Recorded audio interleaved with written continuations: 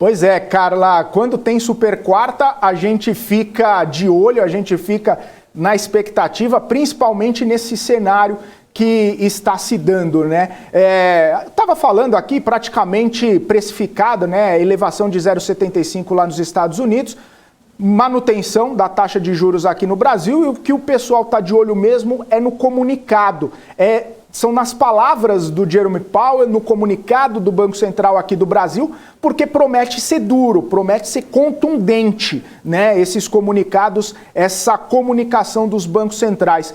Eu queria saber a sua opinião sobre isso. Está precificado mesmo? E na relação dos comunicados, por que essa contundência? Qual a necessidade de um Banco Central enfático, incisivo na sua comunicação?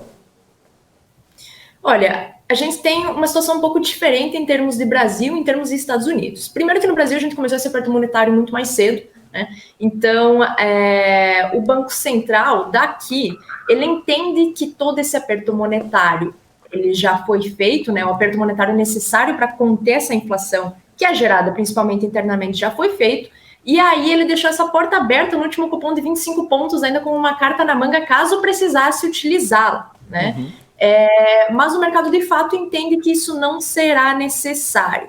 Porém, o Banco Central veio na figura do seu presidente e de um dos seus diretores, o Bruno Serra, há cerca de 2 semanas, a público mencionar que a briga com a inflação ainda não estava ganha. Obviamente, isso traz uma perspectiva nova para esse cupom.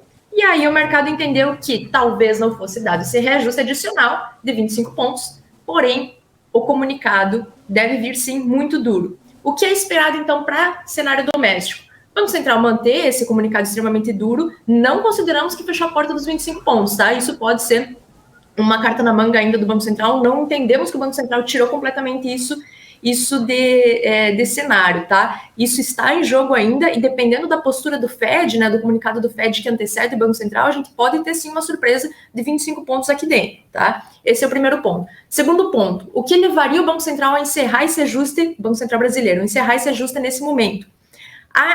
O entendimento de que o serviço para conter, o serviço que deveria ter sido feito para conter essa elevação inflacionária advinda dos movimentos que foram gerados por pandemia e por política monetária extremamente expansionista lá atrás, já foram feitos, né? Então, esse movimento se encerra aqui. O que acontece daqui para frente, se for necessário, desencadeia um novo ciclo de aperto monetário ou, né, desencadeia um ciclo de afrouxamento monetário, a depender do rolar das águas, né, do andar da carruagem. E aí, em termos de FONC, a gente tem um cenário completamente diferente.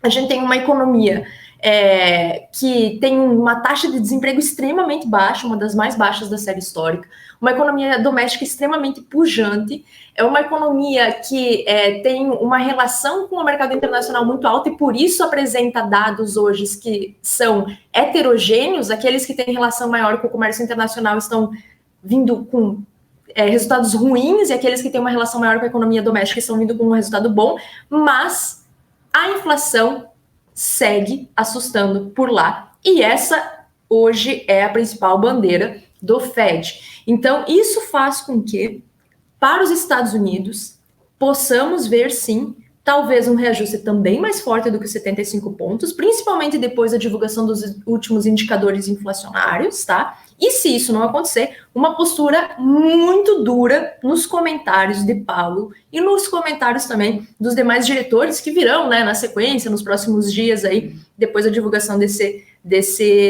FONC. Então a gente tem uma perspectiva que, mesmo que ela não seja refletida em termos de reajuste da taxa de juros, a perspectiva para a continuidade do cenário de política monetária, ela é de uma briga contratada, mantida contra essa inflação global, né? Isso se reflete tanto em termos internacionais como em termos domésticos.